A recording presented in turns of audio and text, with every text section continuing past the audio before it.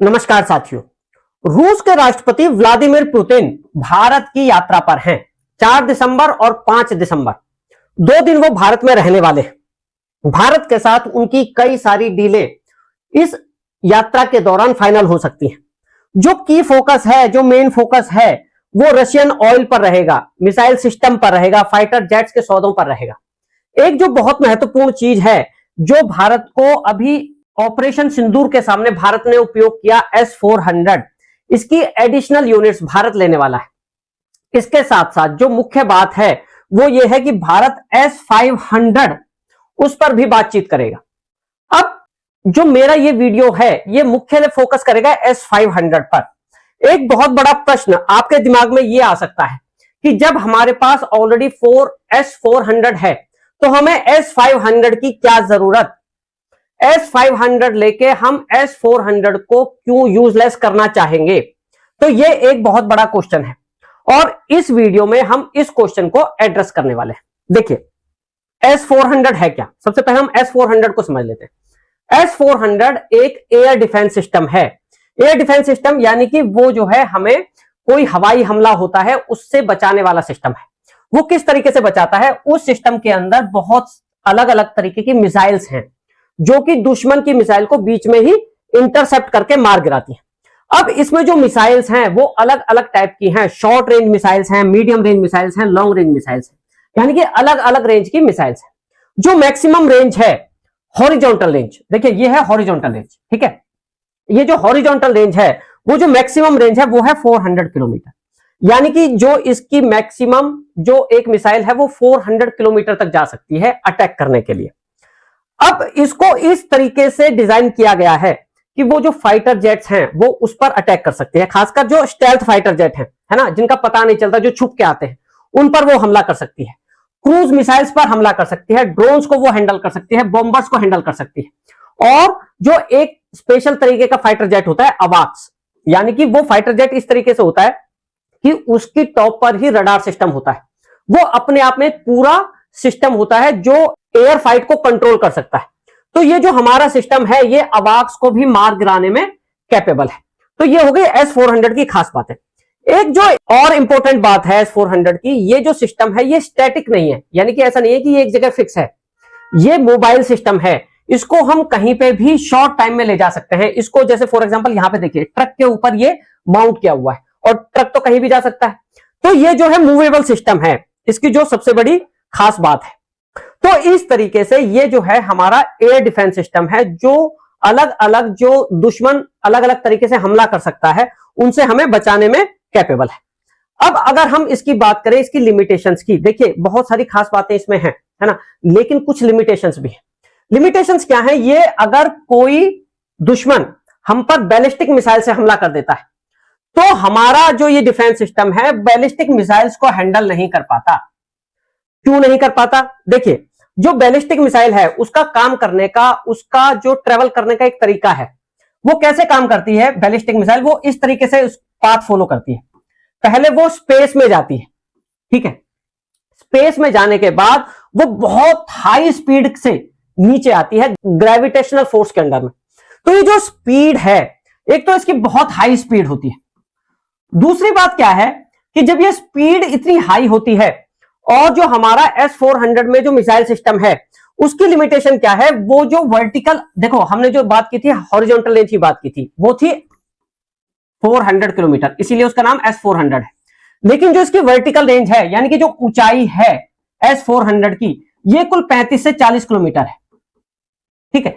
अब जब वो बैलिस्टिक मिसाइल आती है, देखिए पहले वो स्पेस में है, स्पेस में ट्रेवल करती है, उसके बाद जो हमारा अर्थ का एटमॉस्फेयर है उसमें वो री एंटर करती है, गई और यहां से री एंटर जब वो करती है तो जो उसकी स्पीड है वो इतनी हाई है, वो है जैसे कि 12 से 16-18 मैक की। मैक से मतलब है साउंड का स्पीड। साउंड का स्पीड कितना होता है, 1255-1260 किलोमीटर पर घंटा, यानी कि जो अगर मैं इसे 12 से मल्टीप्लाई करूं तो 15,000 किलोमीटर पर घंटे से ज्यादा की स्पीड उसकी होती है।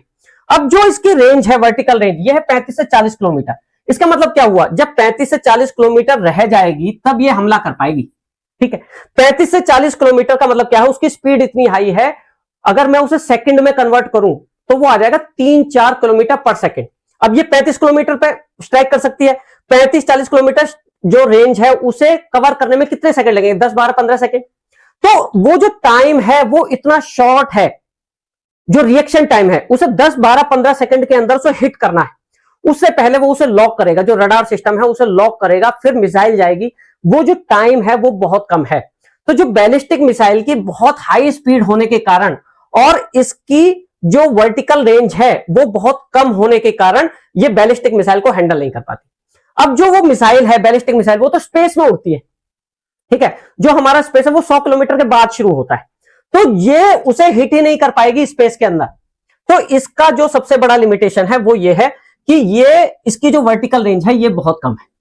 दूसरी एक चीज और है, इसकी जो स्पीड है वो है 9, 10, 8, 9 मैक, ठीक है। स्पीड कम नहीं है लेकिन फिर भी 8, 9 मैक है, जबकि उसकी जो स्पीड है वो 12 मैक से भी ज्यादा है, 15 मैक, 16 मैक, 18 मैक। तो उसकी स्पीड को मैच करना चाहिए अगर हमें उसे इंटरसेप्ट करना है। अगर हमारी स्पीड, हमारी मिसाइल को उसे हिट करना है तो उसकी जो स्पीड है उससे मैच होनी चाहिए। अब हमारी जो स्पीड है वो है 8, 9 मैक की और उसकी जो स्पीड है वो है 12, 16, 18 मैक की, तो ये उसको स्पीड वाइज मैच नहीं कर पाता। तो दो बातें हो गई, एक तो उसकी वर्टिकल रेंज और दूसरी बात उसकी स्पीड। वर्टिकल रेंज बहुत इंपॉर्टेंट है क्योंकि वो जब स्पेस में उड़ रही है ना तो उसे तब हिट कर पाती है, और जब वो नीचे आती है तो भी उसकी रेंज इतनी है कि अब उसमें रिएक्शन टाइम नहीं बचता। इस वजह से जो हमारा S-400 सिस्टम है ये बैलिस्टिक मिसाइल को हैंडल नहीं कर पाता। अब देखो, जो इंटरमीडिएट बैलिस्टिक मिसाइल है, इंटरकॉन्टिनेंटल बैलिस्टिक मिसाइल है, या फिर हाइपरसोनिक ग्लाइड व्हीकल है। हाइपरसोनिक ग्लाइड व्हीकल मतलब उसकी स्पीड बहुत ज्यादा है, या फिर जो स्पेस बेस्ड थ्रेट्स हैं, जैसे हमें कोई सैटेलाइट उड़ाना है तो वहां पे S-400 काम नहीं करता। S-400 बहुत अच्छा सिस्टम है, फिर भी उसकी कुछ लिमिटेशंस हैं। उन लिमिटेशंस को कवर करने के लिए हमें S-500 की जरूरत है, जो बैलिस्टिक मिसाइल्स को, इंटरकॉन्टिनेंटल बैलिस्टिक मिसाइल्स को जो हैंडल कर सके, हाइपरसोनिक ग्लाइड व्हीकल्स को जो हैंडल कर सके। अब जो ये हमारी S-500 है, इसकी जो वर्टिकल रेंज है वो 180 से 200 किलोमीटर तक है, और जो हमारा स्पेस चालू होता है वो लगभग 100 किलोमीटर के बाद चालू होता है। तो वो उसे जब वो री एंटर करेगा स्पेस से अर्थ के उसमें, तो वहां पे वो हिट कर सकता है। तो हमें इस तरीके की मिसाइल चाहिए जिसकी रेंज ज्यादा हो, वर्टिकल रेंज ज्यादा हो, और जिसकी स्पीड भी जो हिटिंग टारगेट है, जो हिटिंग मिसाइल है उससे मैच करती हुई हो। तो ये हो गई बात, यानी कि S-500 जो है वो मीडियम और इंटरमीडिएट रेंज बैलिस्टिक मिसाइल्स को हैंडल करने के लिए हमें चाहिए। जो हाइपरसोनिक व्हीकल्स हैं, हाइपरसोनिक वेपन्स हैं, है ना, जैसे हाइपरसोनिक ग्लाइड व्हीकल है, उसको हैंडल करने के लिए भी हमें S-500 चाहिए। या फिर जो स्पेस बेस्ड थ्रेट्स हैं, है ना, जो स्पेस में, यानी कि उसकी जिनकी ऊंचाई ज्यादा है 100 किलोमीटर से भी, उनको हैंडल करने के लिए हमें S-500 चाहिए। तो कहने का मतलब क्या है कि जो लो मिड एल्टीट्यूड जो थ्रेट्स हैं उन्हें S-400 हैंडल कर सकता है, लेकिन जो ऊपर वाले जो थ्रेट्स हैं, एक सर्टेन हाइट से 40 किलोमीटर की हाइट से ज्यादा वाले जो थ्रेट्स हैं, उन्हें हैंडल करने में हमारा जो सिस्टम है वो कैपेबल नहीं है। अब देखो, अगर किसी सिटी को अटैक करना है, जब युद्ध होता है तो उसमें बाय हुक्स और बाय क्रुक्स जीतने की कोशिश होती है। तो उसमें क्या किया जाता है, जो बिल्कुल कमर्शियल सेंटर्स होते हैं किसी भी देश के, जैसे हमारा भारत है, उसमें दिल्ली कैपिटल है, मुंबई हमारा फाइनेंशियल कैपिटल है, चेन्नई है, जो बड़े बड़े मेगा सिटीज हैं उन पर हमला करने की कोशिश हो सकती है। और वो जो सिटी पर हमला किया जाता है, यानी कि पूरा का पूरा जो है शहर उजाड़ना है, पूरे के पूरा जो सिटी है उसे विध्वंस कहीं मचाना है, तो उसके लिए बैलिस्टिक मिसाइल्स का उपयोग होता है। उसके लिए क्रूज मिसाइल का उपयोग नहीं होता। देखिए, क्रूज जो मिसाइल है वो सर्टेन टारगेट करने के लिए किया गया होता है, वो बहुत ज्यादा, जो अगर लार्ज स्केल पर अटैक करने के लिए क्रूज मिसाइल का उपयोग नहीं होता। क्रूज मिसाइल को S-400 हमारा कंट्रोल कर सकता है, लेकिन जो बैलिस्टिक मिसाइल है, अगर पूरे शहर पे हमला करना है तो बैलिस्टिक मिसाइल का उपयोग किया जाता है। उस बैलिस्टिक मिसाइल को हमारा S-500 डील कर सकता है, S-400 नहीं कर सकता। तो जो स्ट्रेटेजिक इंपॉर्टेंस है S-500 की वो बहुत ज्यादा है S-400 से। अब एक क्वेश्चन ये है कि जो S-400 है, अगर हम 500 ले लें तो क्या वो यूजलेस हो जाएगा? भाई, हमने कोई चीज खरीदी, महंगी चीज खरीदी, अब इसका मतलब ये नहीं है कि कोई हम ऐसी चीज खरीदें कि हमारी पहले वाली चीज खराब हो जाए। S-500 लेने पे S-400 यूजलेस नहीं होगा।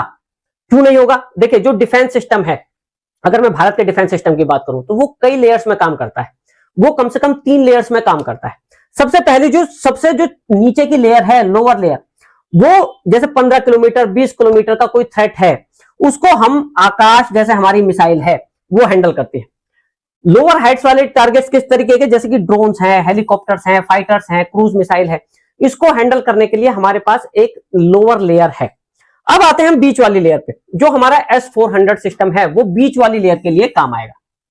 जैसे कि लॉन्ग रेंज एयरक्राफ्ट हैं, क्रूज मिसाइल है, शॉर्ट रेंज बैलिस्टिक मिसाइल्स को भी मारकर गिराने की ये कैपेबिलिटी रखता है, इस तरीके की बात कही गई है। लेकिन short range, not intermediate range और लॉन्ग रेंज।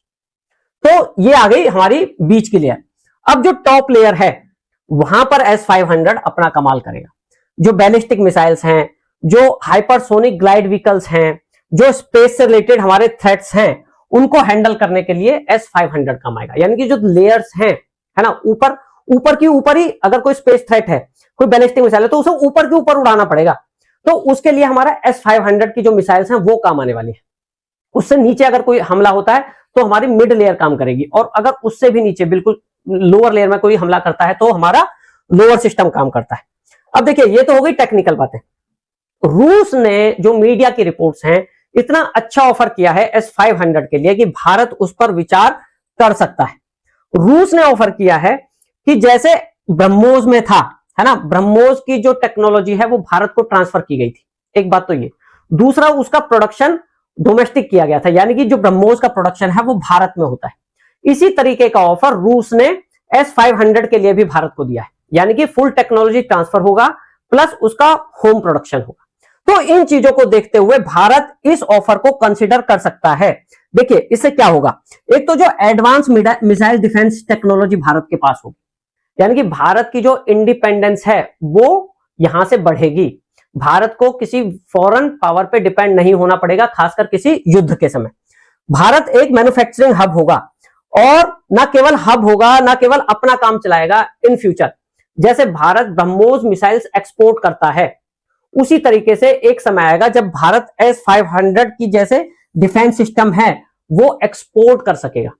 यानी कि जो अब हम पैसा खर्च कर रहे हैं वो खर्चा नहीं है, वो इन्वेस्टमेंट है, जो कि कुछ टाइम बाद भारत रिकवर कर लेगा।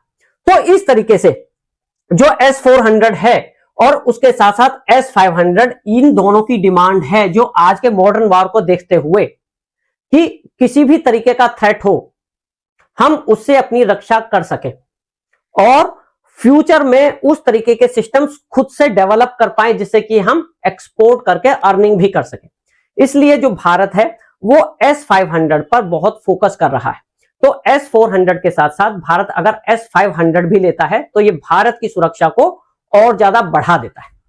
तो ये थी हमारी आज की वीडियो, जिसमें हमने S-400 और S-500 की बातें की। अगली बार फिर हम किसी और महत्वपूर्ण विषय के साथ प्रस्तुत होंगे। Thank you.